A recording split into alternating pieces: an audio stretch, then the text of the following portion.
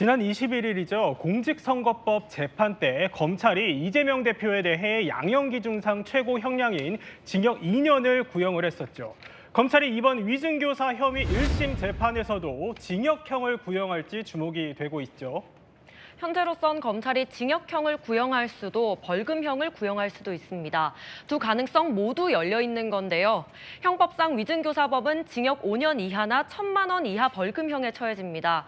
보통 형을 정할 때는 일종의 가이드라인인 대법원 양형 기준을 참조하잖아요. 양형 기준을 보면 위증교사는 기본 6개월에서 징역 1년 6개월까지 책정돼 있습니다. 여기에서 위증이 재판 결과에 영향을 미쳤거나 하는 가중 요소가 있으면 위증교사만으로 최대 3년까지 받을 수도 있습니다. 네, 이 대표의 위증교사 혐의와 관련해 구형량을 예상해 볼 수 있는 단서들은 몇 가지가 있습니다. 지난해 이맘때 이재명 대표가 법원에서 뇌물 등 혐의로 구속심사를 받을 당시 영장심사를 맡았던 판사는 이 대표 구속영장을 기각하면서도 위증교사 혐의는 소명되는 것으로 보인다, 이렇게 말했는데요. 물론 다른 판사가 내릴 결정이지만 법원 차원에서 이 대표의 위증교사 혐의에 대해 단정적으로 보이는 판단을 이미 한 차례 내렸던 걸로 볼 수 있습니다. 지난 6월이죠. 국민의힘이 이 대표가 증인에게 위증을 요구하는 증거라면서 당시 이 대표의 음성 녹취를 공개한 바 있습니다. 해당 녹취록을 두고 민주당은 어디에 위증을 요구하는 내용이 있냐 이렇게 반박했었는데요. 국민의힘은 기억이 잘 안 난다는 관계인에게 거짓 증언을 강요한 정황이다 이렇게 주장을 했었고요. 당시 공개됐던 이 대표의 목소리 듣고 오겠습니다. 주로 내가 타깃이었던 거. 있는 대로 뭐 어차피 세월은 다 지났잖아요. 오래됐으면 기억도 뭐 사실 이 사건이 매우 정치적인 거래가 있는 그런 사건이었던 걸로 기억이 된다 정도. 전부 다 이해관계 일치되는 남한테도 보시면 도움이 되는 사건이었던 거예요. 전체적으로 한번 얘기를 해주면 크게 도움이 될 것 같아요. 생각을 한번 더 살려봐 주시고. 백현동 사건 관련해서 위증교사 네, 또 다른 신작 소설을 시작하는 모양인데 그래서 기초적인 사실은 좀 확인하고 가시는 게 좋겠습니다. 조금 전 법원 출석 전에요. 해당 녹취록에 대한 질문이 있었는데 이 대표 여기에 대해서도 입장을 밝혔습니다. 목소리 이어서 듣고 오겠습니다. 법정에서 통화 녹취 제공됐는데 아직도 검찰의 짜깁기라고 보십니까? 그거는 기자 여러분이 한번 들어보세요. 묻지 말고.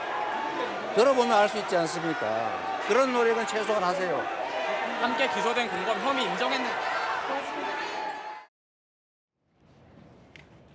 이재명 대표 변호인단은 해당 녹취록이 검찰이 짜깁기 한 녹취록이라고 주장했고요. 검찰은 이에 맞서며 재판이 진행됐는데요. 오늘 이재명 대표 결심 공판을 앞두곤 민주당 최고위원들까지 총공세를 펼쳤습니다.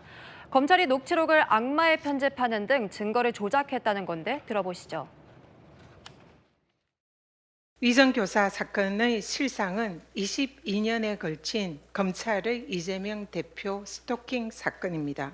검찰과 국힘 그리고 언론은 이렇듯 이재명 대표가 위증교사를 한 것처럼 사실상 녹취록을 편집하고 짜깁기를 했습니다.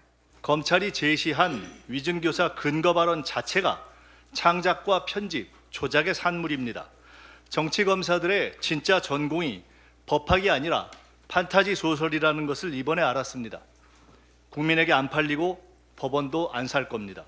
대대손손 기록돼서 감이 아닌 양심만 찔리게 될 것입니다.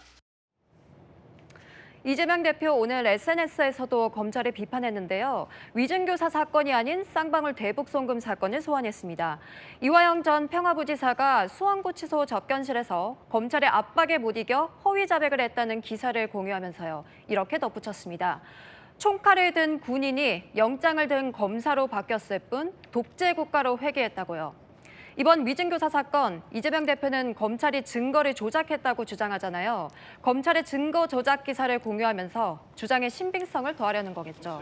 네, 형량에 따른 차이는 있겠습니다만 유죄가 확정된다면 이 대표의 정치 생명에 타격이 불가피합니다. 위증교사 혐의가 금고 이상 그 형이 확정되면 집행유예를 받더라도 이 대표는 5년간 선거에 출마할 수 없습니다. 당연히 2027년 대선 출마도 물 건너가게 되는 거고요. 국회법 규정에 따라 국회의원직도 자동으로 잃습니다.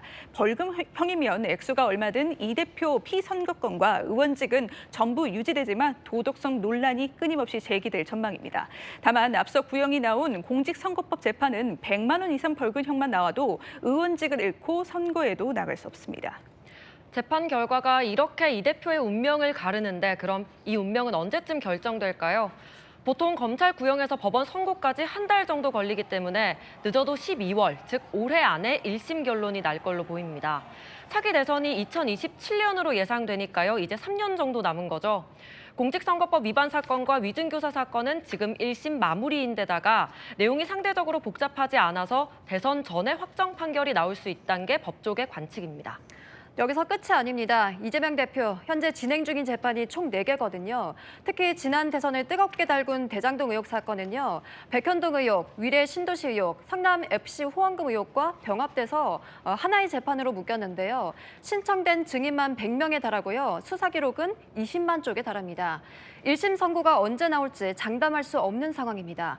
여기에 수원지법에서 진행 중인 쌍방울 대북송금 재판, 아직 공판 준비기일 단계죠. 1심 선고까지 꽤 오랜 시간이 걸릴 겁니다. 아직 기소가 안 된 사건도 있습니다. 수원지검에서 이재명 대표 경기도 법인카드 유용 혐의 아직 수사 중이고요. 이제 이재명 대표 피의자 소환만 남겨둔 상태입니다. 이재명 대표가 기소되면 이재명 대표 재판 5개로 늘어납니다. 네, 이런 가운데 대법원 법원행정처가 제22대 총선 관련 선거범죄의 공소시효 만료를 앞두고 법정 처리 기한인 6개월 이내에 1심 재판을 끝내라고 전국 법원에 권고했습니다. 법원행정처는 최근 공직선거법 위반 사범 등 이 재판과 관련해서 선거법 규정을 지켜달라 당부했습니다. 각종 대응 예시를 담은 권고문을 일선 법원에 일제히 보냈는데요. 공직선거법 270조는 강행 규정이라는 제목 아래 선거법의 재판은 1심은 6개월, 2심, 3심은 각각 3개월 안에 끝마쳐야 한다고 규정하고 있지만 판사들은 이를 단순한 훈시 규정으로 간주해서 법정 처리 기한을 지키지 않는 경우가 잦았고요. 사실상 사문화된 상태입니다. 대표적인 것이 이재명 대표의 선거법 재판. 이 대표는 2022년 9월 기소됐는데 1심 재판 선고는 26개월 만인 오는 11월 15일 나올 예정입니다. 이에 법원 행정처가 선거법 규정 관련해서 단순한 훈시 규정으로 간주하지 말고 반드시 따라야 할 강행 규정이라고 해석해서 이 처리 기한을 지켜달라 당부한 겁니다.